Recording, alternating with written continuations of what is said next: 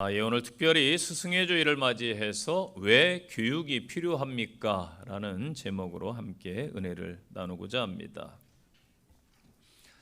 아랍어 원피스 사건을 아십니까? 2024년 2월 25일 오후 1시 10분쯤 파키스탄의 펀자브 주의 라호르 그 마을의 한 식당에서 한 사건이 벌어졌습니다. 손님으로 온 여성이 아랍어가 적힌 티셔츠를 입고 있었는데 군중의 한 명이 그 여성을 비난하기 시작합니다.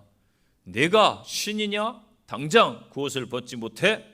위협을 가하기 시작합니다. 이에 합세한 여러 성난 군중들은 점점 험악한 분위기를 연출합니다. 급기야 살해 협박을 하며 코란을 무시했다라는 발언을 합니다. 이들의 주장은 옷에 이슬람의 경전인 코란의 구절이 적혀 있다고 위협을 가했지만은 사실은 그냥 아랍어 활자로 쓴 디자인일 뿐 코란 구절이 아니었습니다. 이 옷은 같은 아랍국 이슬람의 종주국인 사우디아라비아의 브랜드 옷이었습니다. 어느 시민의 제보로 경찰이 출동하고 군중들을 설득해서 그 여성을 보호하며 무사하게 위기를 벗어났습니다. 이후에 여성은 공개적으로 사과를 했습니다. 그런데 사실은 여성이 아니라 무지한 군중들이 사과를 하여야 했던 것입니다. 이 파키스탄은 신성모독죄를 합법으로 합니다. 신성모독은 사형에 처할 정도로 심각한 범죄로 여겨지는데 문제는 재판이 열리기도 전에 집단으로 공격해서 죽이는 경우가 허다하다고 합니다. 이 사건은 파키스탄에서 벌어진 아랍어 원피스 사건으로 유명해졌습니다. 무지와 편견이 얼마나 위험한지를 보여주었습니다. 이슬람 국가라 하면서 코란 구절인지 아닌지를 구분하지 못하는 무식한 사람들이 신성 모독죄로 누군가를 벌했다라는 것입니다. 코란이 그들의 중요한 경전이겠지만은 그 속에 있는 뜻과 의미를 새기고 성품 교육도 함께 해야 합니다. 재미있는 사실은 여성을 구한 여성 경찰은 사우디아라비아의 초청을 받았다고 합니다. 또 파키스탄 정부에서도 그 여성 경찰에게 표창장을 주었다고 합니다. 왜냐하면 무식한 군중들로부터 이 여성이 죽임을 당했더라면 국가적인 망신이 되기 때문입니다. 교육이 이러해서 중요한 것입니다.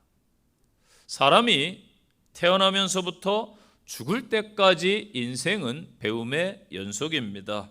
아기 때에는 말을 배우고 좀 자라서는 글을 배우게 됩니다. 학교에 가서는 기초 지식과 기본 소양, 예의와 사회성, 나아가 전문 지식을 배우게 됩니다.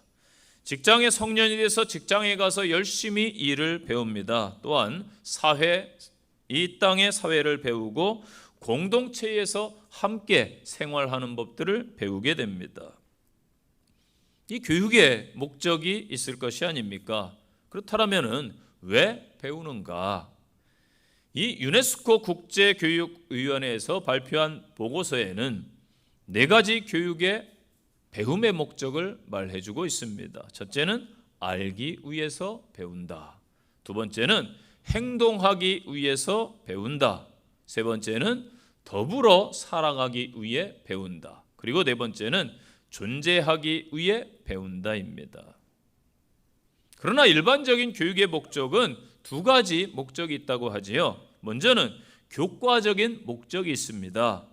이 교과 수업을 통해서 교과서를 통해서 지식을 습득하는 것입니다. 그런데 이것이 한계가 있기 때문에 탈교과적인 목적이 존재하는 것입니다. 인성과 관계적인 능력과 인격적 성장을 지식만으로는 채울 수 없기 때문이지요. 그래서 바로 전인 교육의 필요성이 대두된 것입니다. 여러분, 교육의 목적은요, 좋은 대학에 보내는 것도 중요하지만은 우리 사회, 이 공동체의 발전에 기여하는 시민으로 키우는 것이 더 중요합니다. 우리 성도들은요, 우리의 자녀들을 하나님의 나라에 걸맞는 우리의 후대들을 그렇게 양육함이 더 중요한 것입니다. 오늘 바울 사도가 제시한 본문을 통해서 우리의 교육을 다시 한번 생각해보는 귀한 은혜의 시간이 되시기를 바랍니다. 왜 교육이 필요한가? 첫째는 본이 돼야 되기 때문에 본이 되는 교육이 필요합니다. 16절입니다. 내가 너희에게 권하노니 너희는 나를 본받는 자가 되라. 아멘. 동물들은요, 대부분 완성된 모습으로 태어납니다. 예를 들어 볼까요? 소나 염소를 보면은 태어나자마자 바로 깡충깡충 걷고 뛰어다니고 어미를 따라서 바로 생활을 합니다. 그런데 사람은 미완성의 모습으로 태어나지요. 인간은 태어났을 때에 다른 사람의 도움이 없으면은 죽을 수도 있어요. 방치하면은 먹을 수도 혼자, 또 걸을 수도, 결핍의 상태로 이 결핍의 특성으로 인해서 일정 기간 성장해야 될 가능성을 확대시켜야 가기 때문에 사회와 부모의 도움이 절대적으로 필요합니다. 그래서 오랜 기간 교육이 필요합니다. 20대까지, 심지어는 30대까지 부모의 그늘 아래에 좀 세대는 있다고 하죠. 그래서 캥거루 가족이다, 그런 표현을 씁니다. 어느 기사를 보니까 50대 아들이 아버지가 용돈을 안 준다고 부모를 그렇게 해코지하는 모습을 봤어요. 참 안타깝지요. 그런데 반백년을 살았는데 그게 과연 누구의 잘못일까? 부모의 잘못이라고 봐요. 모든 것에는 결과가 있기 마련이지요. 안타깝지만은 그 부모가 그렇게 키웠기 때문에 그러한 결과를 받아들이는 것입니다. 그래서 인간은 어느 정도 부족과 결핍을 해결하기 위해서 끊임없이 노력하는 존재인데, 이 땅의 부모들이, 이 땅의 스승들이 잘 좋은 본을 보여야 된다라는 것입니다. 아이들은 순수합니다. 보세요. 그들은 친구를 따라하고 부모의 행동을 따라하고 선생님의 행동을 따라하기 마련입니다. 그렇기 때문에 본이 되는 교육이 정말 중요합니다. 우리 믿음의 가정에서 아이들에게 성숙한 인격의 본을 보여주시고 신앙의 본을 잘 보여주시기를 바랍니다. 이것이 참된 교육입니다. 이 세상은 어찌 보면 교육의 장입니다. 편의점에서 알바를 해도, 카페에서 알바를 해도 먼저 교육을 받아요. 예절 교육부터 손님 응대에 대한 태도, 그리고 표정까지 다양한 매뉴얼이 본사로부터 주어지게 됩니다. 학교에 가도 선생님으로부터 오랜 시간 교육을 받습니다. 군대에 가도 훈련소에서 교육을 받은 군인들만 군복을 입어요. 그때 군복이 지급되더라고요. 사회생활을 해도 회사에서 기본적인 교육들을 시키게 됩니다. 이 교육을 시키는 분들이 어느 단체이든지 따로 존재합니다. 이분들은 먼저 교육을 전문적으로 받고 집중훈련을 통해 타인을 교육하지요. 사실 타인을 교육시키는 위치에 있다는 것이 정말 힘든 일이에요. 그래서 여러분들이 사역자를 존중해 주시고 교회학교 교사를 존중해 주시고 기관장들이나 리더들이나 또 장로님들이나 권사님들, 목자들 존중해 줘야 됩니다. 또 이 땅의 스승들을 존중해 줘야 됩니다. 이 교육을 시킬 수 있는 분은, 이 분들의 자질은 다른 것이 아니에요. 바로 본보기가 되느냐, 이것입니다. 타인에게 본이 되는 사람, 비교육생이 따를 수 있는 사람들이라는 것이지요. 여러분, 본이 된다라는 것은 쉽지 않습니다. 본이 된다라는 것은 자기 분야에서 흠이 없어야 됩니다. 탁월해야 됩니다. 그만큼 노력한 사람이 본이 되는 것입니다. 그리고 자기 양심에, 자신의 삶에 떳떳하고 깨끗해야 됩니다. 바울 사도는 자신이 예수님을 만난 다음에 나는 떳떳한 삶을 살았다. 그래서 초대교회 성도들에게, 그의 제자들에게 나를 본받는 자가 되라 라고 자신 있게 말했던 것입니다. 여러분은 어떻습니까? 오늘 주일학교 교사들, 목장의 목자들, 교회의 중직자들, 저를 비롯한 사역자들, 아니면은 사회에서 리더의 직급이나 책임자의 일터에서 직급에 계신 분들, 가정에서 부모가 된 여러분들이 나를 바라보고 그 사람들에게 나를 본받아라 자신 있게 말할 수 있으신가요? 예수님께서 하신 가장 중요한 일들 중에 하나가 바로 제자들에게 본이 되신 것입니다. 3년 반이라는 짧은 시간에 그는 평범한 사람들을 모아가지고 비범한 삶을 살도록 가르치셨습니다. 그들을 변화시킨 것은 단순히 주님의 말씀만이 아니었습니다. 주님의 말씀도 절대적이긴 하지만은 결정적인 것은 주님의 삶의 모습, 그 삶 자체였던 것입니다. 주님은 늘상 사회적으로 천대받던 사람들의 친구가 되셨고 우는 자와 함께 우셨고 웃는 자와 함께 웃었습니다. 그의 사명을 위해서 철저하게 고독하고 외로운 삶을 사셨습니다. 어떤 분이 그렇게 말하더라고요. 목사, 목숨을 거는 사람. 제가 깜짝 놀랐어요. 아, 무서운 말이구나. 그런데 그런 삶을 못 살죠. 사명을 위해 예수님은 철저한 삶을 사셨다. 주님은 어떻게 기도하시는지, 주님은 어떻게 유혹을 물리쳐야 하는지, 어떻게 반대하는 사람들을 품는지, 어떻게 진리의 편에 서야 하는지 몸소 보여주셨습니다. 주님은 용서에 대해서 설교하셨지만은 가늠하다 붙잡혀온 여인을 대하시는 모습을 통해서 주님의 말씀이 생명력 있게 하셨습니다. 주님은 다수가 침묵했지만은 절기에 성전에서 매매하는 기득권층에게 채찍을 휘두르시고 상을 둘러 엎으시며 내 집은 만민의 기도하는 집임을 알리셨습니다. 주님은 원수를 사랑하라고 설교하셨지만은 십자가에서 아버지 저들을 용서해 주십시오. 자신들이 무엇을 하는지 저들은 알지 못합니다라고 외치면서 죽음 직전까지 진정 하나님의 사랑을 증명해 주셨습니다. 빌립보서 2장 15절 말씀입니다. 이는 너희가 흠이 없고 순전하여 어그러지고 거스리는 세대 가운데서 하나님의 흠 없는 자녀로 세상에서 그들 가운데 빛들로 나타나며 생명의 말씀을 밝혀 나의 다름질이 헛되지 아니하고 수고도 헛되지 아니하므로 그리스도의 날에 내가 자랑할 것이 있게 하려 함이라. 아멘. 19세기의 위대한 목회자 찰스 스펄전, 그가 사역을 시작했을 때에 한 무명의 무신론자가 자기 친구에게 스펄전의 설교를 들으러 갈 것이라고 말합니다. 그의 친구가 의심스러운 표정으로 이렇게 말했습니다. 아니, 왜 도대체?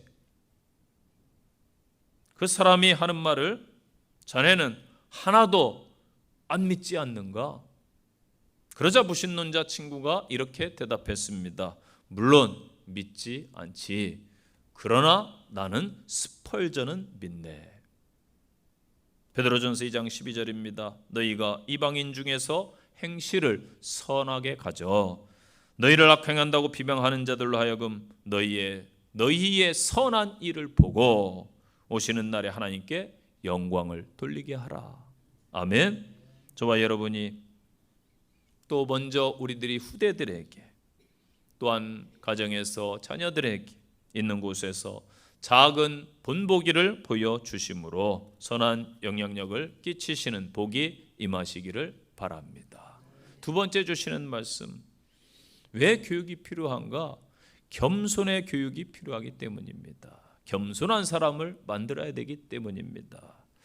미국 건국의 아버지 초대 대통령 워싱턴은 장자가 아니어서 상속을 못 받고 아버지가 안타깝게 일찍 돌아가셔서 정규 교육은 초등학교밖에 졸업을 못했다고 합니다. 여러 이유로 영국군에 복무했는데 프랑스와의 전쟁에서 큰 공적을 세웠지만은 이 식민지 출신이라는 이유로 정규군의 장교가 되지를 못했습니다. 그렇지만은 그는 겸손함으로 평생 공부하기를 노력하기를 게을리하지 않았다고 합니다. 그는 늘 겸손함과 노력하는 삶을 통해서 미국 정치인들의 영원한 스승으로 남았습니다. 건국 기간이 짧았고 초대 지도자의 모든 통치 행위가 역사가 되는 그러한 시기에 워싱턴은 미국이 지향하는 방향을 제시했으며 이후에 미국은 헌법만큼 워싱턴의 한마디의 실천의 행동으로 하나된 미국을 건설해 갔던 것입니다.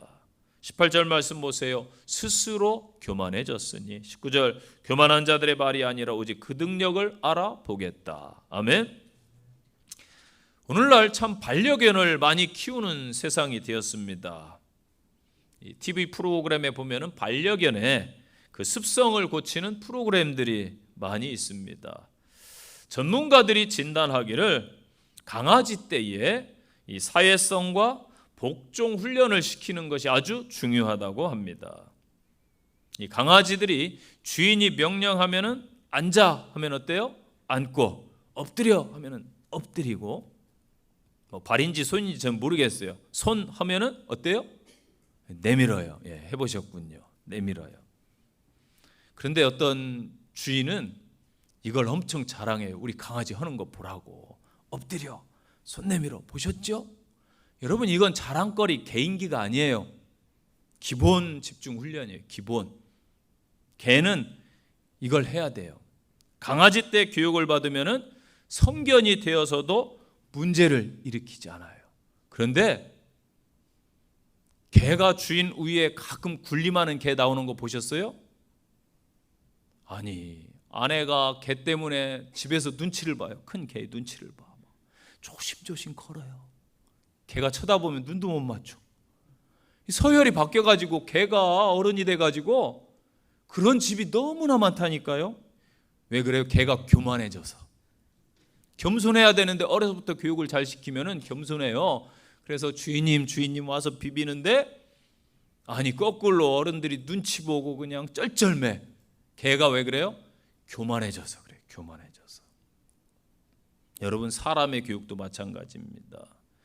교육이 기본적으로 이루어지는 곳은 가정이에요.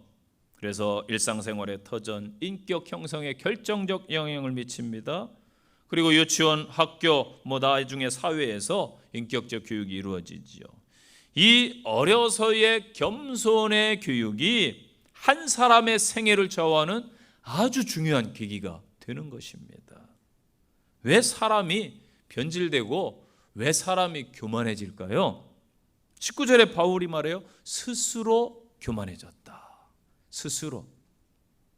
저도 목회자지만은 참 제일 두려운 말이 아유, 전 목사 옛날엔 안 그랬는데 변했어. 이런 말 들을까 봐 무서워요, 사실은. 그게 좋은 말은 아니잖아요. 나쁘게 됐다라는 거니까. 교만해졌다라는 거니까. 사람은요, 자기도 모르게 변할 수 있습니다. 교만해질 수 있어요. 그래서 늘 자신을 점검해야 됩니다. 바울의 표현대로 스스로예요. 내가 스스로 이렇게 했다. 내가 이것을 이루었다. 여러 가지 일에서 여러분 내가 높아지면은 그때부터 교만해지는 것입니다. 물론 내가 똑똑하고 탁월해서 이룬 것이 많습니다만 대부분 여러분들이 무언가를 이루기 위해서는 주변에서 묵묵히 도와주신 분들이 계실 거예요. 예를 들어 볼까요? 천만영화 뭐가 있어요? 요즘에 이제 천만영화 범죄도시 천만영화라고 합시다. 이 천만영화가 흥행하면은 제일 주목받는 게 누구예요? 주연배우. 주연배우가. 그런데 여러분, 주연배우가 잘해서 그 영화가 히트했을까요? 영화를 만드는 감독들, 저는 감독이 하나인 줄 알았어요. 그랬더니 음악 감독, 무술 감독, 무대 감독 해서 여러 스텝들이 정말 많더라고요. 그리고 시나리오를 쓴 작가, 그리고 조연들, 감칠나게 연기하는 그 조연들의 무명의 배우들, 그리고 제일 중요한 누구? 관객. 1,000만 명이 안 봐줬으면 그게 1,000만 영화 되겠어요? 제일 중요한 관객. 그런데 겸손하지 못한 배우는 무시해요. 감독도 무시해, 스텝도 무시해, 사람들 아나 부인이에요. 이런 사람 치고 롱런하는 걸 못 봤습니다. 항상 주변 여건과 타인을 기억하는 사람이 되어야 되겠지요. 그래서 겸손의 교육이 중요합니다. 인생길은 크게 두 가지 길이라고 하지요. 목적 지향의 길이 있습니다. 그리고 한 가지는 목표 지향의 길이 있습니다. 이 비슷해 보이는데 전혀 다른 결과를 가져오지요. 목적 지향은요, 자신이 하고자 하는 일의 의미를 중요하게 여깁니다. 이 일을 통해 얻는 대외 명분, 또 공익적 이 성과가 무엇일까 중요하게 생각하는데, 목표 지향적이 되면은 결과만 중요시해요. 결과. 그러다 보니까 하면서 남이 다치거나 남을 밟고 올라서거나 아프게 하는, 그래서 부자는 되었는데 베풀지 못해. 그렇게 모았기 때문에. 많이 배웠고 높은 자리에 올라갔는데 존경을 못 받아요. 왜 그럴까요? 목표 지향이 돼서 그래요. 성공의 목표에 집착하다 보니까 이기적이 되는 거예요. 교만하죠? 겸손하지 못합니다, 이런 사람들은. 그래서 우리는 선대들이 후대에게 겸손을 가르쳐야 됩니다. 겸손은 행동으로부터 나옵니다. 예의와 배려와 품격을 가르쳐야 합니다. 봉사와 이타심을 가르쳐야 됩니다. 내가 상대방에게 어떻게 대하느냐에 따라 상대의 태도도 달라집니다. 모든 사람은 상대와 교제할 때 자신을 나타내지요. 그래서 겸손한 사람으로 보이느냐, 교만한 사람으로 보이느냐, 호감으로 보이느냐, 비호감으로 보이느냐에 따라 관계가 달라집니다. 그래서 인생의 많은 기회는 바로 겸손함을 통해서 찾아오는 것이지요. 신앙의 사람이요, 하나님의 은혜를 받았다고 하는데 교만하다라면 대부분 가짜입니다. 여러분, 지금 시대는 잘 분별해야 돼요. 저는요, 성도들이 유튜브 막 너무 많이 이 목사님 저 목사님 설교 듣고 뭐 별로 원치 않아요. 아니, 자기 교회에서 자기 부모가 해주는 밥 먹고 사는 게 최고예요. 오늘날 보세요. 얼마나 많은 무너지는 사람들, 뭐 훌륭하다, 뭐 존경한다, 뭐 했던 사람들, 하와이에 뭐 대저택 사고 수영장 딸린 집 사고, 요즘 문제되고 있는 암흑의 차 목사 선교단체 만들어가지고 뭐 북한을 통일하겠다. 얼마나 1만 원씩 후원하고 한국 교인들이 헌금했는지, 그 돈 가지고 주식 투자하고 다 밝혀진 사실이에요. 지금 자기 아내인 줄 알았더니 묘령의 여성과 유럽에서 막 길거리에 키스하고 명품으로 도배하고, 그러한 사진 때문에 지금 난리잖아요, 한국 교회가. 잘 분별해야 됩니다. 하나님의 성품은 겸손입니다. 우리 주님의 성품은 겸손입니다. 오늘날 젊은 목회자들, 또 목회 준비생들, 목회를 10년 미만 했거나 아직 목사 안수도 받지 않은 전도사들이, 목회 경험도 없는 분들이 함부로 막 기독교를 유튜브에서 비판하고 대형교회나 기존 목회자들을 비난하는 거 너무나 많이 저는 목격합니다. 저는요, 그분들에게 주문하고 싶어요. 적어도 목숨 걸고 한 번 정도 개척을 해본 다음에, 실패했든 성공했든 적어도 30년 정도 강단에서 흠없이 목회해 본 다음에 남을 판단해라. 예를 들어 볼까요? 이제 갓 대학교를 졸업하고 회사에 취직한 젊은이가 회사 생활 몇 년 하지도 않았는데 맨날 현대 그룹이 어떠하니, 삼성의 경영이 그렇게 하면 안 된다느니, 맨날 이런 소리 하면은 판단한다면 여러분 어떨 것 같습니까? 그 인생이 안타깝지요. 내 눈에 들보를 보는 겸손함을 가져야 됩니다.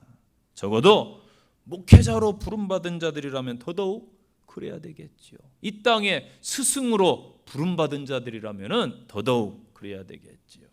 바울 사도는 그의 생애를 통해서 많은 체험과 경험을 했던 사도예요.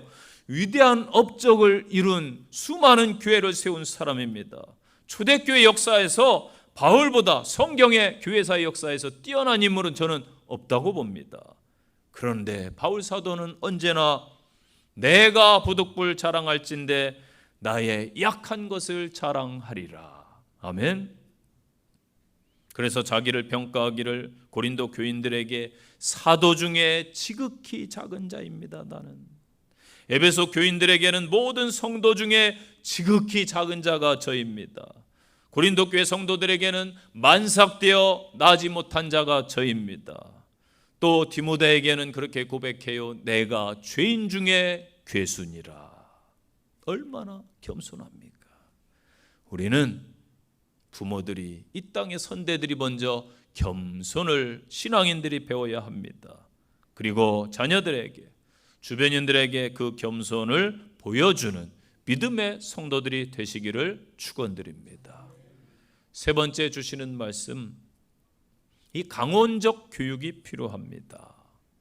강원적 교육이라니까 새로 나온 교육 방법인가? 아니에요. 때로는 강하게, 때로는 따뜻하게, 다른 표현으로 때로는 매로, 때로는 사랑으로. 윤석열 대통령이 회초리 이야기를 꺼냈다가 또 그걸 꼬투리 잡는 사람들이 있더라고요. 아니 맥락은 그런 게 아니잖아요. 왜 그래요? 도대체 한국 사회가 언제부터 이렇게 되었어요? 저도 모든 대통령을 존경하는 건 아니지만은 쓸데없는 트집 잡는 게 참 안타까워요. 이거 제 설교도 유튜브로 나가니까 혹시 영등포교회 목사님 애들을 회초리로 때리라고 했다, 매를 대야 된다겠다, 맥락 없이 이런 말 하면 안 돼요. 끝까지 오늘 본문의 설교를 쫙 들어보시고 어떤 의도로 설교를 하셨구나, 이래야 되는데 여기만 콕 집어가지고 세 번째 단락 매와 사랑으로 하라고 그랬다, 사랑은 쏙 빼버리고 매로 하라고 그랬다, 이러면 큰일 나는 거예요. 여러분, 한국의 교육이 지향하는 목표는 진정한 교육의 이념에서 현재 크게 이탈해 있다라고 합니다. 제 말이 아니에요. 교육학자들의 말입니다. 저도 설교를 준비하면서 자료가 있어야 되니까 여러 가지를 살펴봤을 것 아닙니까? 교육의 목적이 학생들의 지적 수준만을 높이는 것으로 정용화된 것인데, 머리로만 취득한 지식으로 명문대학에 진학시키고 전문적인 직업에 종사하게 하는 것이 교육의 목표로 전락되어 버렸다라는 주장입니다.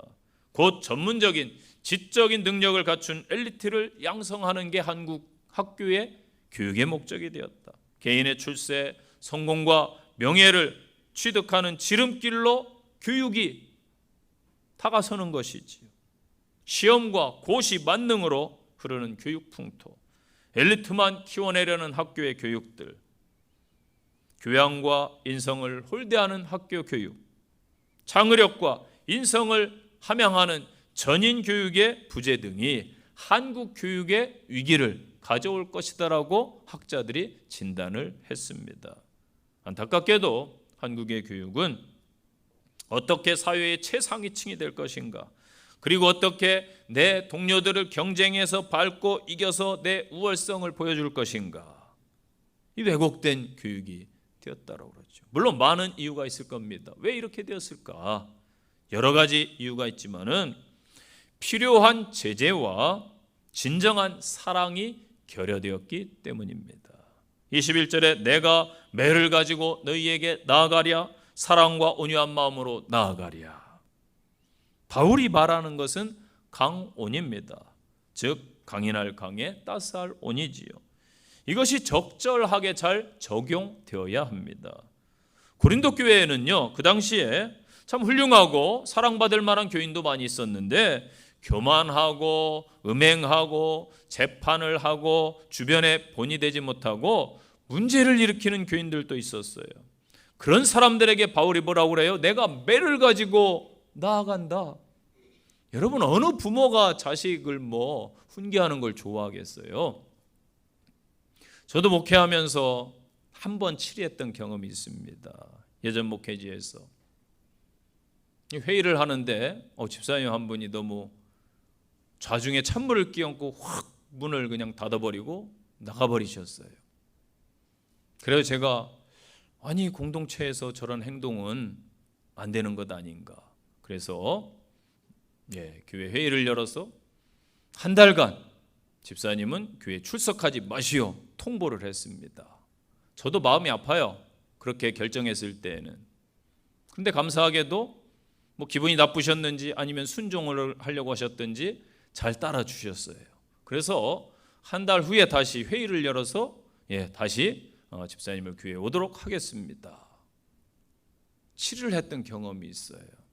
저는 지금도 그 결정에 대해서 절대 후회하지 않습니다. 아니 목사님이 사랑해야 되지, 원수도 성경에서 사랑하라고 그랬는데 그거 하나 못 품어주고 말이지. 아니에요.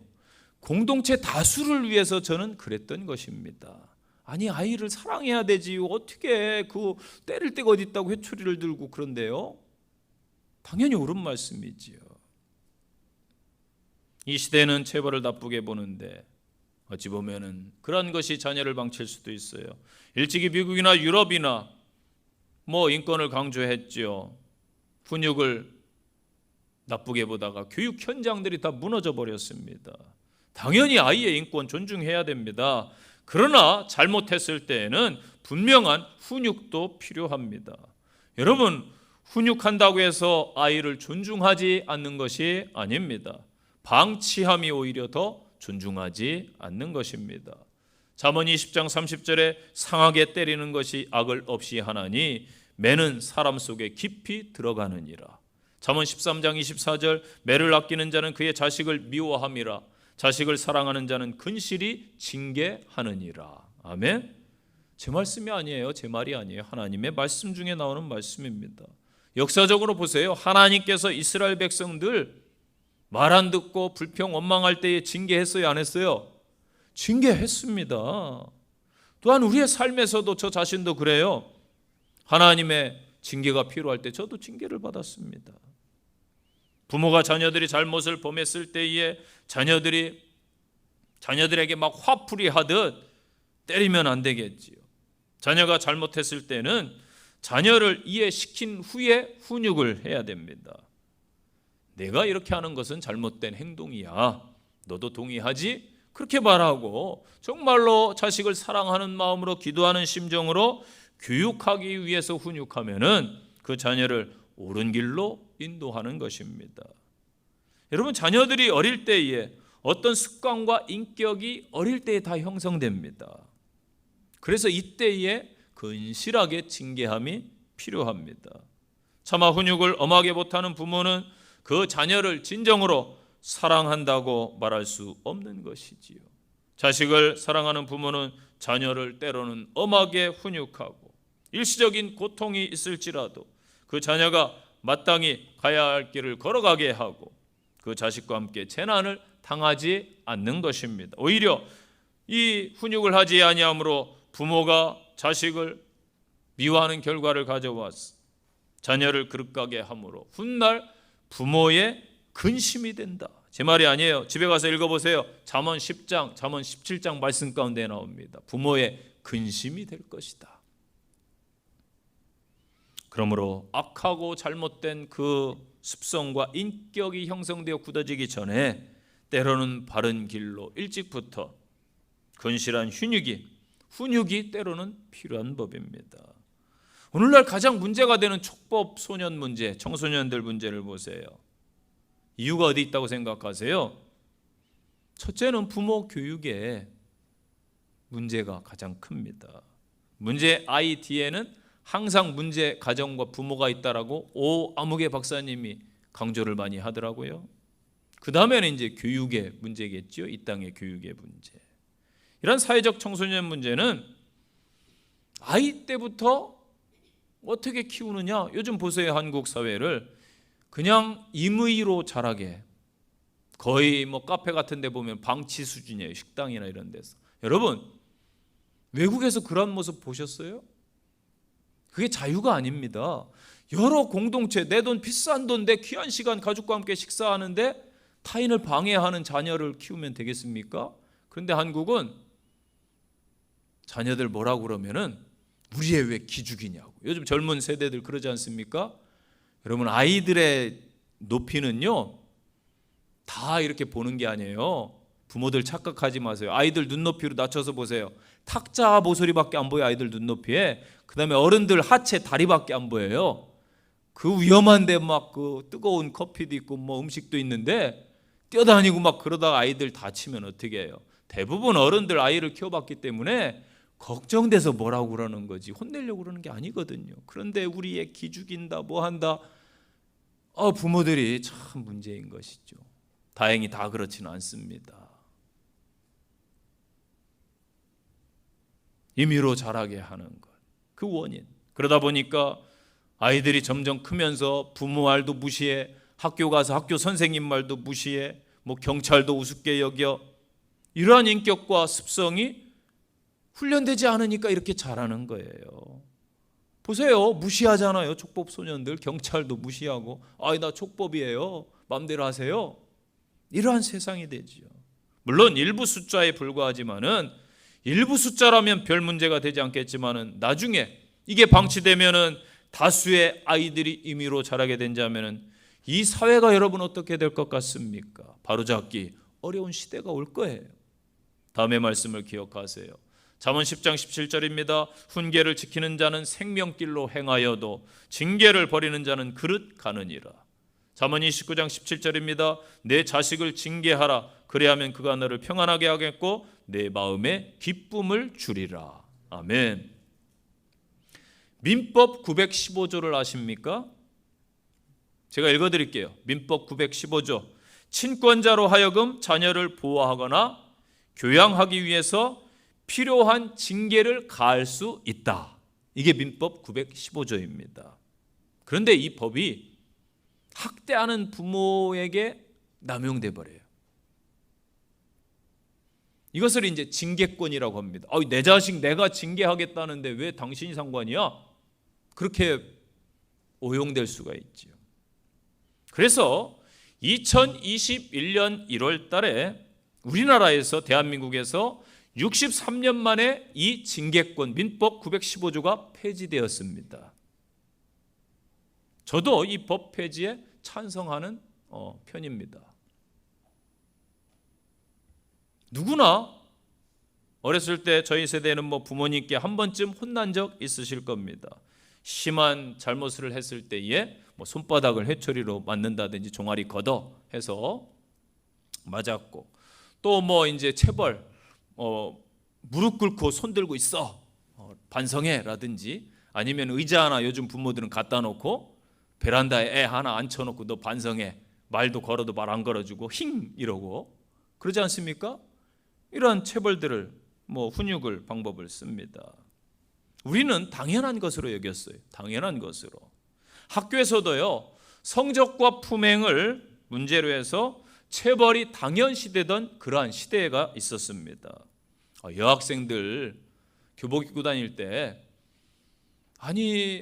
얼마나 창피하겠어요. 종아리 그냥 때려가지고 선생님들이 생각 없이 그 멍들어가지고 집에 치마 벗고 갈 수도 없고 가리고 갈 수도 없고 그렇게 맞기도 했어요. 교복 시대에. 저희 남학생들 교복에 먼지 나도록 맞았습니다. 어떤 때는 마대자루로도 막 때리기도 하고, 선생님들이 심지어 어떤 선생님은 곡괭이 자루 가지고, 여러분 상상할 수 없는 일들이 과거에는 있었지요. 또 성적으로 순위를 정해가지고 한 반에 60명 있습니다. 그러면은 성적으로 순위를 정하면은 1등부터 60등까지 있어요, 없어요? 있어요. 여러분 보세요. 요즘 시대나 옛날이나 성적이 하루아침에 올라가요? 안 올라가요. 성적이 하루아침에 올라갈 것 같으면 그게 무슨 공부예요? 안 올라갑니다. 그러면은 성적 나쁜 애들은 맨날 메타작을 했어요. 다 그런 건 아니지만은 대부분 그랬습니다.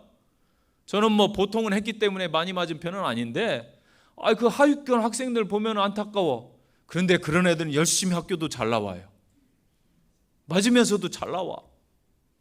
여러분, 성적이 올라가는 것도 아닌데 누가 맞아요? 맨날 3년 내내 하위권이 맞는 거예요. 그런 어처구니 없는 일들도 있었어요. 그런데요, 그때는 그렇게 교육받아서 그런지 그럴 수 있다라고 생각했어요. 부모님이니까, 선생님이니까. 자, 보세요. 문제는 뭐예요? 그 마음입니다. 그 마음. 내가 낳은 자식 내 마음대로 하겠다는데 이런 경우 심각한 체벌입니다. 정서적, 감정적 학대도 좀 학대라고 그러죠. 물건을 막 집어던지고 물건 휘두르기, 직접 폭행, 이러한 것은 뭐 얼마나 큰 죄입니까? 그런데 자녀를 올바른 길로 이끌기 위해서 사랑의 마음으로 훈육하면은 자녀들도 압니다. 학생들도 알아요. 이건 문제가 크게 되지 않습니다. 오늘날 학교에서 교사분들이 체벌을 못해. 왜? 바로 112 신고합니다. 그런데요, 학원이 요즘 학원비가 좀 비쌉니까? 그런데 학원에 갔는데 어떤 학원은 막 애들 때립니다. 그럼 부모가 뭐라는 줄 아세요? 더 때려달라고, 좋은 대학 보내달라고. 아니, 돈 내고 맞는다니까요. 그런데 아무 말 안 해. 아니, 학교 선생님들만 만만합니까, 여러분? 학부모들이 그렇게 여기니까 애들도 우습게 여겨. 지금은 학교에서도요, 체벌에 있어 중요한 사실은 얼마나 세게 때렸느냐, 몇 대 때렸느냐, 이게 중요한 게 아니에요. 교사의 마음속에 사랑의 마음으로 그렇게 했느냐, 미움의 감정, 자기 사견으로 그렇게 했느냐가 문제지요.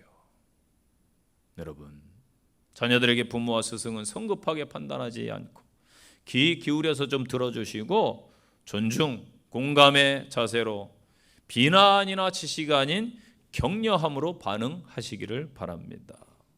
제가 기억에 고등학교 은사님들 중에 방아무개 선생님을 설교하면서 기억이 나더라고요. 저희 고등학교 때 학교 담이 낮았어요.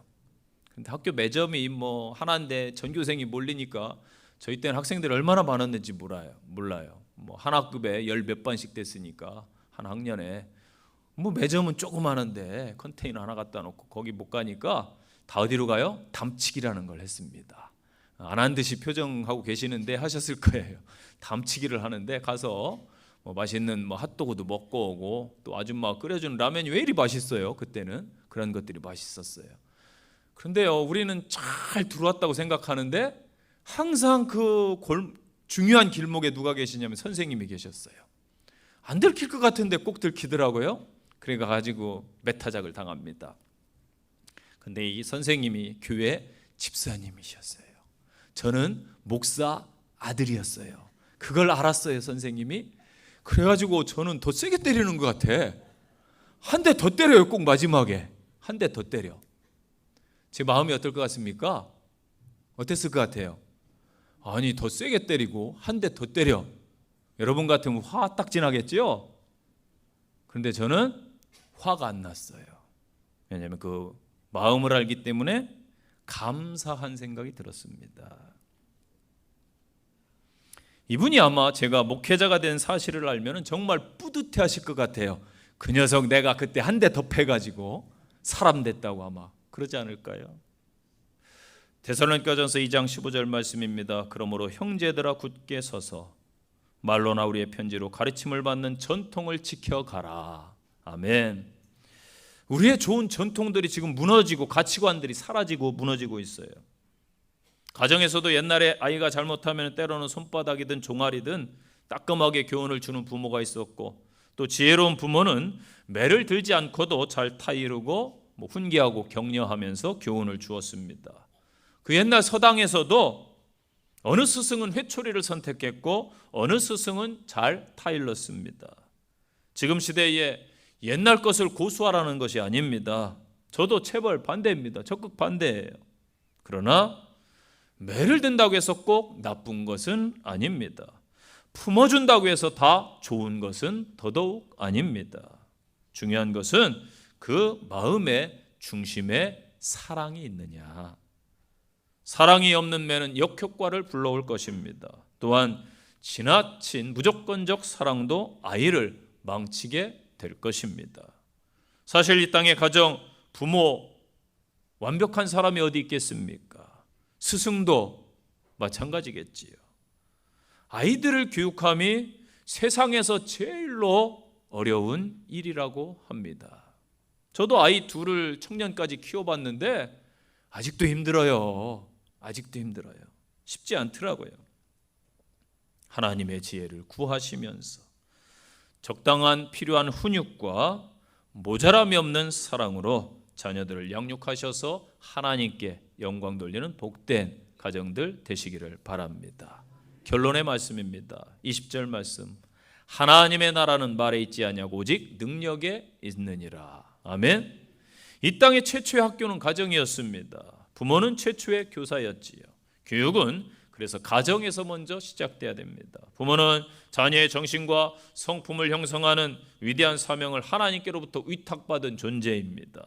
자녀 안에 예수 그리스도의 형상을 회복하기 위해서 노력하는 일보다 더 중요한 목표가 여러분에게는 없는 거예요. 그러기에 부모들이 먼저 신앙 안에서 거듭나야 됩니다. 부모 자신이 먼저 회개하고 거듭나는 경험을 하고 깨달은 진리, 그 성화되는 체험을 해야 자신의 경험으로 자녀들을 하나님께로 인도할 것이 아닙니까? 부모 자신이 먼저 하나님의 성품으로 변화되어서 자녀의 본이 될 뿐만 아니라 그들의 성품을 온전하게 빚을 수 있기 때문에 자신의 성격의 결함 또는 때로는 조급함 또 인내와 사랑이 없는 연약한 성품들을 주님 앞에 내어 놓으시고 성령의 능력을 구하시기를 바랍니다. 자녀를 사랑함에 있어 여러분 좋은 옷 입히고 해줄 것 다 해주고 육신을 보살피는 것보다 더 중요한 게 바로 영혼을 사랑하는 것입니다. 영혼을 사랑함으로 키우면은 그 자녀는 잘 될 수밖에 없습니다. 여러분 자녀를 진심으로 사랑하시지요? 후대를 사랑하시지요? 그 영혼을 먼저 사랑하시기를 바랍니다. 그래서 무슨 말을 하든지 부모는 무슨 행동을 하든지 이것이 자녀들에게 영적으로 유익한 일인지를 먼저 고민하시기를 바랍니다. 참된 능력은 여러분 영적인 겁니다. 교육의 기본은 지식이라고 하지요. 그러나 하나님이 주신 지혜를 절대 능가할 수 없습니다. 지식은 시간이 지나면은 잊혀져요. 저도 어느 날 서재를 보다가 집 1층에 이제 서재가 있어요. 물론 교회 안에도 서재가 있지만은 거기에도 책이 제법 많아요. 보니까 무슨 이노베이션 혁명, 저 책을 내가 언제 봤던가 까마득해요. 그냥 꽂혀 있어요. 지식은 그때 읽고 마는 거예요. 여러분 지식이 영원할 것 같습니까? 지금 챗GPT 시대 이제 사공이 나와가지고 반란을 일으킨다 이러더라고요. 혁명을 일으키고 있는 시대입니다. 옛날 지식은 또 금방 또 무너지고 찾지도 않아요. 이 땅의 모든 것 다 시간이 지남에 따라 소멸됩니다. 아름다운 건축물도 시간이 지나면 낡아지고 여러분 아름다웠던 이 여성분들도 시간이 지나면은 늙어갑니다. 하늘을 찌르던 권력, 그 세계를 주름잡던 권력가들 다 어디 갔습니까? 영원하지 않아요. 그러나 영적인 것이 영원함을 믿으시고 깨달으시기를 바랍니다. 내 영혼이 잘 되면은 자녀의 모든 것은 저절로 잘 될 수 있음을 믿으시기를 바랍니다. 이 당시에 고린도 교회에 그 아볼로파로 추정되는 사람들이 말주변이 있기 때문에 교인들을 가르치면서 교만함을 보였습니다. 이것을 바울이 말하는 거예요. 웅변으로 가르친다고 교회가 되는 줄 아느냐? 하나님의 나라는 말에 있지 아니하고 능력에 있느니라. 하나님 나라의 교육은 말에 있지 아니하고 능력에 있다는 것입니다. 그래서 데살로니가 교인들에게도 바울이 1장 5절에서 이는 우리의 복음이 말로만 너희에게 이른 것이 아니라 오직 능력과 성령과 큰 확신으로 된 것이다. 아멘. 성도 여러분, 겸손의 교육으로 본이 되는 교육으로 때로는 훈계와 사랑으로 우리 주변의 후대들, 자녀들을 잘 양육하셔서 하나님의 능력, 영적인 능력으로 이 땅을 바르게 세워가는 자녀들을 바로 세우는 믿음의 가정들, 후대를 바로 세우는 이 땅의 스승들 되시기를 간절히 축원드립니다. 적용의 말씀입니다. 첫째, 나는 자녀에게 본이 되는 부모입니까? 일방적인 지시만 하는 부모입니까? 자신을 한번 돌아보시기를 바랍니다. 두 번째 적용입니다. 겸손한 부모 아래 겸손한 자녀가 있는 법입니다. 주님의 모습을 닮아가도록 한 주 노력하시기를 바랍니다. 세 번째 적용입니다. 때로는 따뜻하게, 때로는 강하게 자녀들을 교육하고 양육합시다. 그러기 위해서 내가 내려놓고 실천해야 될 부분이 무엇인지 살펴보시기를 바랍니다. 마지막 적용입니다. 영적 교육의 중요성을 아십니까? 영혼이 잘된 같이 범사가 잘됨을 꼭 기억하시기를 바랍니다. 기도하겠습니다. 하나님 아버지, 이 땅의 스승들을 축복합니다. 그들이 하나님의 지혜와 능력으로 후대에 선한 영향력을 미치게 하옵소서. 묵묵히 교회에서 리더 위치에 있는 분들을 하나님 기억해 주시고, 이 땅의 유치원, 또 초등학교, 중고등학교, 대학교 여러 교육기관에서 수고하는 교사들을 하나님 복 주시고, 이 대한민국의 세대 교육을, 가치관을 바로 세워 주시옵소서. 주 예수님 이름으로 기도합니다.